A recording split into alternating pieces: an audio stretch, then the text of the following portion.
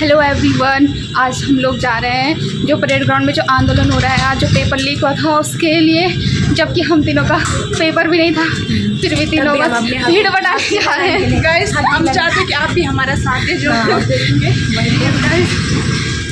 अगर ऐसा ही चलता रहा उत्तराखंड में तो जो हम ऐसे कोचिंग कर रहे हैं यार, हमारा क्या होगा, ऐसे तैयारी का क्या मतलब। तो आपको वहीं पहुँच के मिलेंगे हम। सपोर्ट करना हमारा। तो यहाँ पे ये है मेरी फ्रेंड की दीदी। हाय दीदी। हाय। और इनका भी ना कल एग्ज़ाम था और यार इनके साथ कितना बुरा हुआ। हमारा तो नहीं था बट बेचारों का था। तो आपको कैसा लगा अगर आज जब आपने सुना कि पेपर ऐसा ऐसा लीक हो गया? बहुत बुरा लगता है इस चीज़ के लिए, क्योंकि हम लोग यहाँ पे आ रहे हैं, हमारे घर वाले में पैसे दे रहे हैं और हम 3-4 साल से तैयारी कर रहे हैं। और हम लोग इतनी मेहनत करते हैं, सुबह से लेकर शाम तक हम लाइब्रेरी में बैठे रहते हैं और सोचते हैं कि एक दिन हमारा एग्ज़ाम क्रैक होगा। और जैसे ही पेपर देने जाते हैं वहाँ जाके पता चलता है कि पेपर लीक हो गया।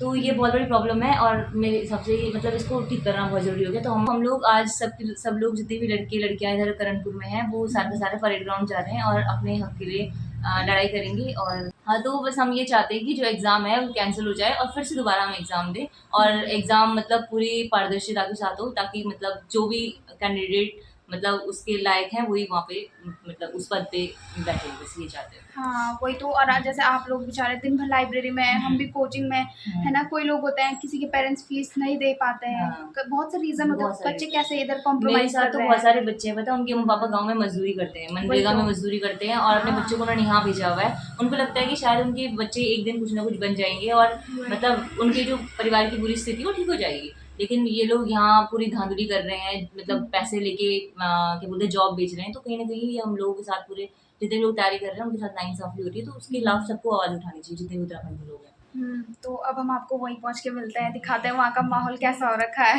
हाँ तो दोस्तों अभी हमने ना अपने फेस बिल्कुल कवर कर दिया है एकदम से और अब जा रहे हैं हम परेड ग्राउंड की। और मास्क के चक्कर से मेरी आवाज़ क्लियर नहीं आ रही होगी और हमने खुद को बिल्कुल कवर कर रखा है ताकि कोई पहचाने ना वहाँ पे। और साथ में अपने स्कार्फ भी रखे हैं, बिल्कुल एकदम पैक होके जा रहे हैं। और थोड़ा हमारा झुंड आगे भी है, इनको भी दिखा दूँ।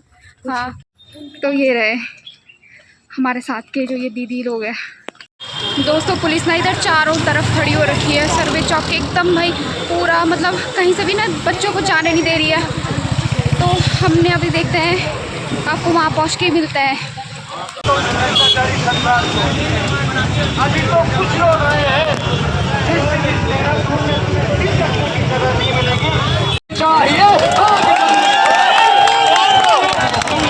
आंदोलन की पावन भूमि में आज शारदीय नवरात्र के इस पावन पर्व पर जो ये हुजूम पूर्व में पिथौरागढ़ से लेकर पश्चिम में देहरादून, उत्तर में उत्तरकाशी से लेकर दक्षिण में उधम सिंह नगर तक की या भूमि, उस भूमि से जितने युवा यहाँ आए हैं, आज आपको देखकर लग रहा है कि आप एक क्रांति के आह्वान के लिए आए हैं।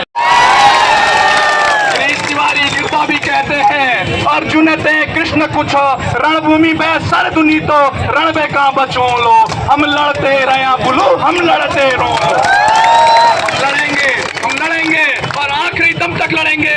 जब व्यवस्था हमारे सामने चुनौती बन के आई है तो इस व्यवस्था को परिवर्तित करके लड़ेंगे और हम परिवर्तन करने की शक्ति रखते हैं, क्योंकि भारत एक युवा देश है और हम इस देश के कर्णधार हैं। हम ही इस देश को चलाएंगे, संविधान के माध्यम से चलाएंगे। और हम बताना चाहते हैं आपको, हम गांधी को भी पढ़ते हैं इतिहास में, हम भगत सिंह को भी पढ़ते हैं, हम स्वामी विवेकानंद को भी पढ़ते हैं, तो हम दयानंद को भी पढ़ते हैं। हम व्यवस्था को परिवर्तन करने के लिए आज यहाँ पर उपस्थित हैं और अब आप सबसे कहना चाहूंगा कि कर दीजिए क्रांति का आह्वान और कर दीजिए यहाँ व्यवस्था परिवर्तित। इसी के साथ मैं अपनी वाणी को विराम देता हूँ। जय हिंद। और नवरात्र का पावन पर्व है, देवभूमि से है, तो एक बार भगवती माता के नारे लगाएंगे। बोलो भगवती मैया की, भगवती मैया की, भारत माता की, भारत माता की।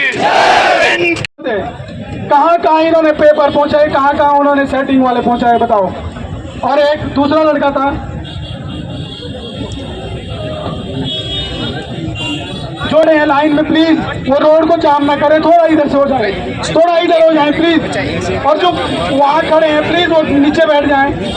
ये हमारे ठीक सामने जो छात्र खड़े हैं प्लीज नीचे बैठ जाएं, पीछे तक बैठ जाओ, कोई दिक्कत नहीं। अंदर बैठ जाते हैं, पेपर उस समय नहीं फटा होता है, उससे पहले ही 2 लड़के बाहर से आते हैं और वो क्या करते हैं, सीधा एक कागज लाते हैं व्हाइट पेपर करके और वो कैमरे पे लगा के जाते हैं। हमने उनको बोला भी कि ये क्यों लगा रहे हैं, कि नहीं इससे कोई दिक्कत नहीं है। कि मैं कहा दिक्कत क्यों नहीं है, दिक्कत तो होगी क्योंकि कैमरे को आप बंद करके जा रहे हैं। कि नहीं हमारे रूम में यही लगा रहे हैं, इससे कोई इशू नहीं है। तो कहीं ना कहीं ये साफ प्रदर्शित हो रहा है कि धांधली तो बड़े मात्रा में हुई है और बहुत बड़े मात्रा में हुई है। रक्षा के लिए तत्पर है। मैं आपसे निवेदन करना चाहता हूं कि जितने भी युवा यहाँ पर आए हैं, किसी से कोई डरने दबने की बात नहीं है। जेल तो एक आना जाना लगा रहता है, हमारी नौकरी होगी, हमारे प्रदेश में हमारा पेपर हमारे हाथों में सुरक्षित रहेगा तो घर तो जाएंगे सब लोग, लेकिन यहाँ से कोई भी युवा इधर उधर मत जाओ, सब लोग यहाँ बैठो। यहाँ तमाम इस प्रदेश के प्रत्येक जिलों से, प्रत्येक ब्लॉक मुख्यालयों से लोग आए हैं। इन सबके पेपर के भाव, सबके पास इतना पैसा नहीं कि रोज रोज ये पेपर ही देते रहे। जितने में ये नौकरी बिक रही है, हम सुन रहे हैं कि 15-15 लाख में बिक रही है, तो 15-15 लाख में तो लोग सोने की दुकानें खोल लें, होटल खोल लें। क्या जरूरत है ऐसी नौकरी की जब यहाँ ऐसा इस प्रदेश में ऐसा जो हो रहा है। और इस प्रदेश में जो शासन में बैठे हुए लोग हैं, जो सरकार में बैठे हुए लोग हैं, इनकी आड़ में पुलिस के कर्मी भी। हमारे लमगांव प्रताप नगर का एक मुद्दा है, वहाँ भाई केशव थलवाल के साथ जिस प्रकार से पुलिस ने बर्बरता की है, वो भी अपने आप में एक निंदनीय घटना है। इसकी भी जांच होनी चाहिए।